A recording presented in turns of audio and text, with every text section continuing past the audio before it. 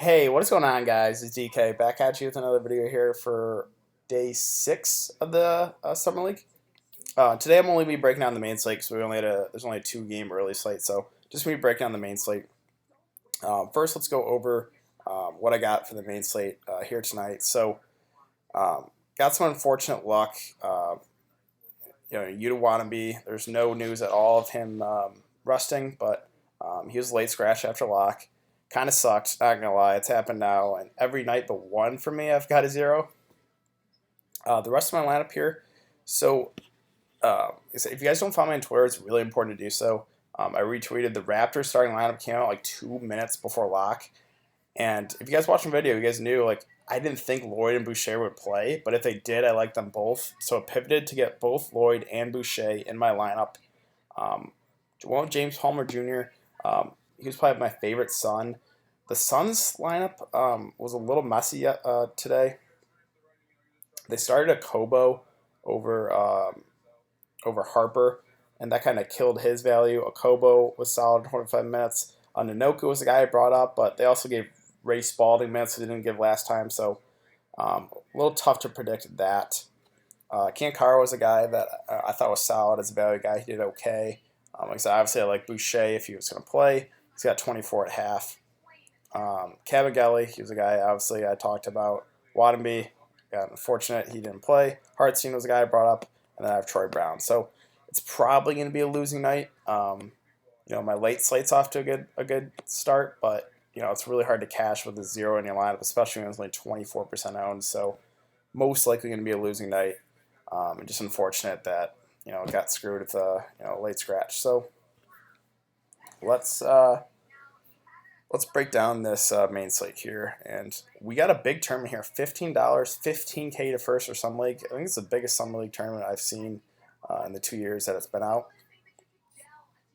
So we'll start at point guard today, and Kendrick Nunn at the top here. These the big three of Miami. I'll talk to them. I talked about them in my early only video yesterday. I like them again today. The minutes are there for them. 32 and 34 minutes each of the last 2 games. Now it is a back-to-back.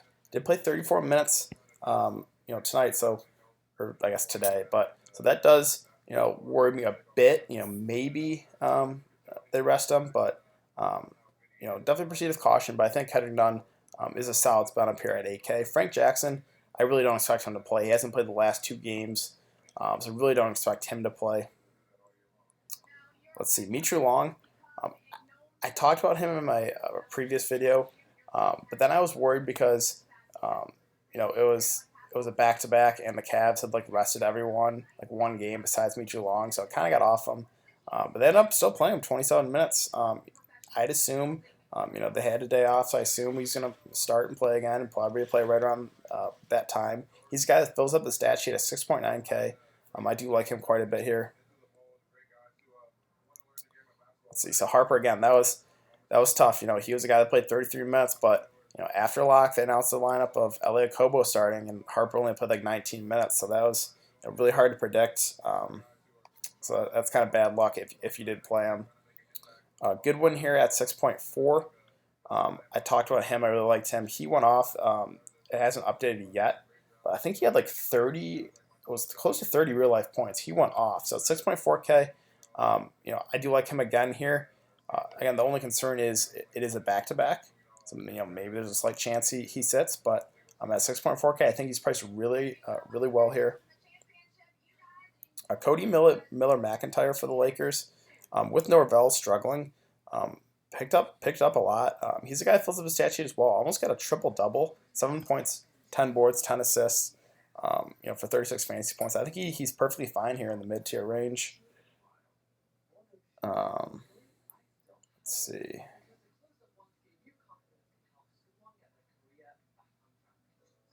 Is there any? Oh, so Kobo, 5.1. So he started and played. Let me bring it up again. I think it was 25 minutes. Yeah, 25 minutes. Got 15 points, 2 boards, no assists, surprisingly for a point guard. But if he's going to start again at 5.1K, that's too cheap. So I would have some interest in a Kobo here if he picks up a start again. Hopefully, we get starting lineup news before lock for today. Been kind of lucky with a few teams have been releasing starting lineups before, but most of them are just after, and you gotta pray, you don't get a late scratch or something like that. Again, I've been hit with a late scratch every single day but one, so that's kind of tough to predict. Blewett, Parentis here. I think both those guys are fine. Kind of cheaper options. Blewett at 4.9. The minutes aren't really what I would like, but I think so. They're still in play. Other than that, though, cheap options I really don't see much. So let's move on to shooting guard. Lonnie Walker, I talked about him last time the Spurs played. Really liked him. Went out and got a 50 bomb, 32 actual points. He's been doing really well in the summer league. They had a day off, so I fully expect him to play. He already sat out one game Sunday for rest, so I do fully expect him to play at 8.6K. He's just spent up, and I'm definitely considering. Alexander Walker came out and killed it in 28 minutes, for 48 fantasy points.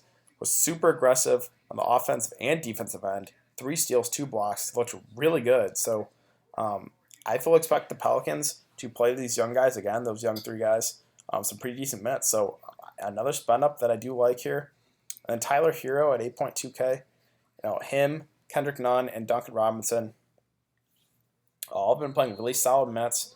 Played 33 minutes last time out, 41 fantasy points. The only concern is it's a back-to-back and he hasn't rested yet. But if he plays, I think Tyler Hero is a pretty solid spend up. Koji at 7.8, I think it's okay. The minutes haven't really been there. He did kind of get injured a bit, but came back for the last couple of minutes. Probably not the spend up I want to go. Just he's not as aggressive on offense. Norvell Jr., I think I think he goes very low owned tonight just because he burned a lot of people in 29 minutes. Had a bad outing. Shot the ball 2 of 10. Only got 11 fantasy points. But he had 25 fantasy points before that, and then in the pre-summer league, he did really well too. So I think the ownership's gonna be low, but I wouldn't mind taking a shot there in GPPs. Trier hasn't played the last 2 games. Has been sick. I don't expect him to play anymore unless we get confirmation before lock that he's gonna play. I just can't go there. Jordan Poole, Jacob Evans. These are the 2 guys, main catalysts in the offense for Golden State. Both these guys are going to shoot the ball a ton. Both playing right around 30 minutes. No issue with either of these guys. If I had to lean towards one, I think Jacob Evans is a little safer, but Poole's got a little more upside. But both those guys I think are perfectly fine. Palmer Jr., he was one guy that didn't really get affected. I played him. Still played 33 minutes, put up 18 points, 5 boards, 4 assists in the game tonight, along with 2 steals on a block. Seems like they want to give this guy some good minutes. So at 6.8K, another guy in the mid tier that I'm definitely considering.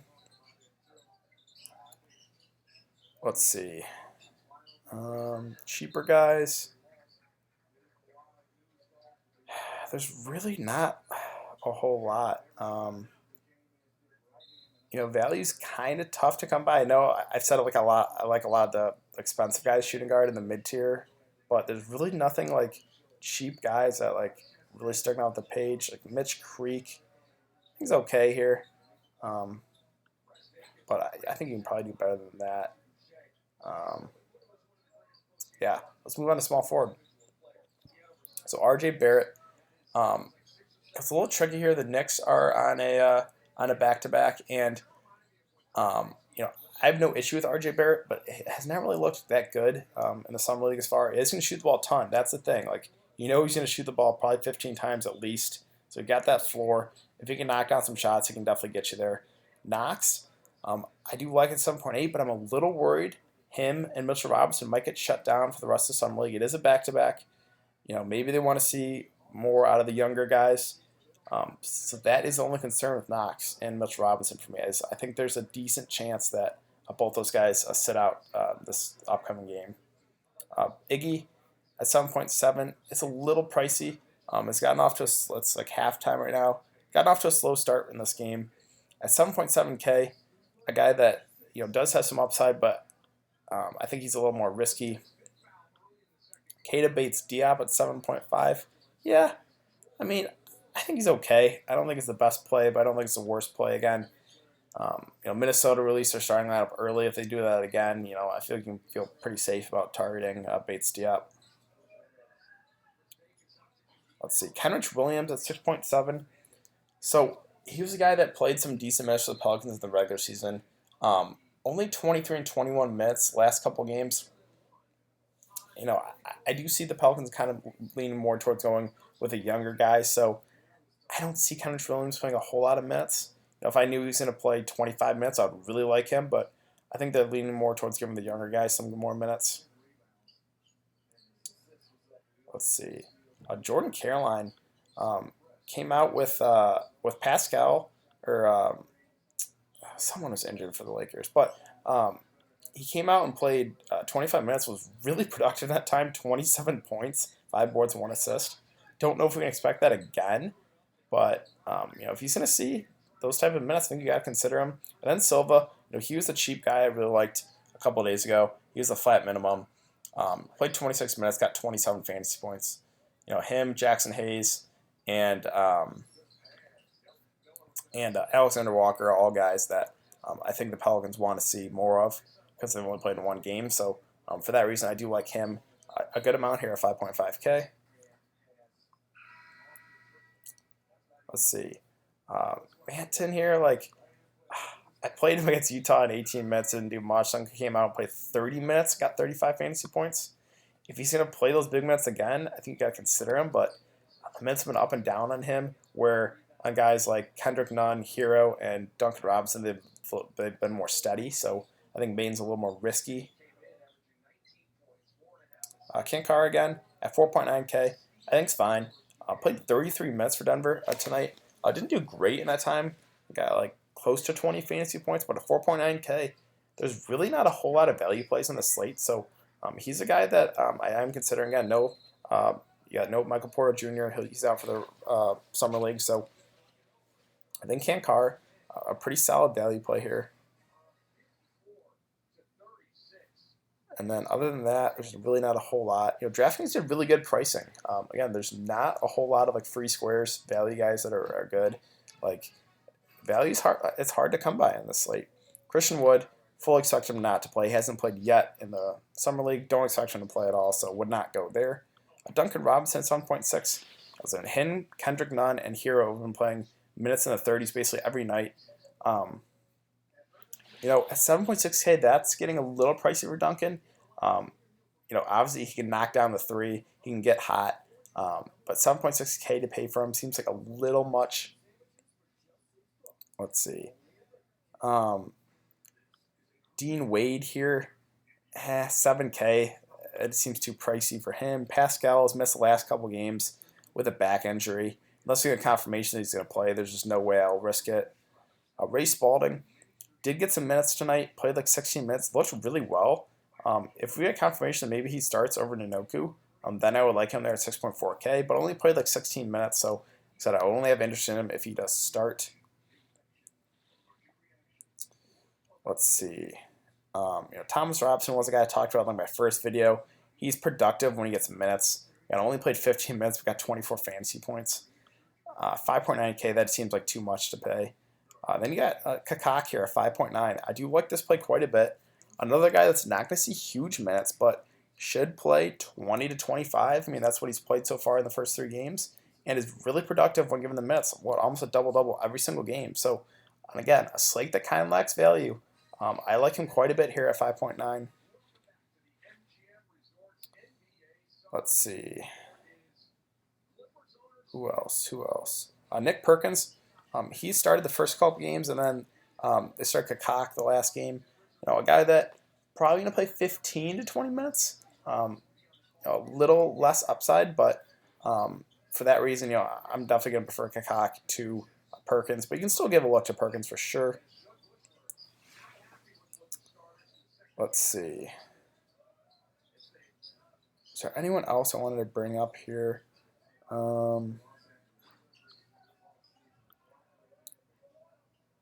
Zylan Cheatham here at 4.5K.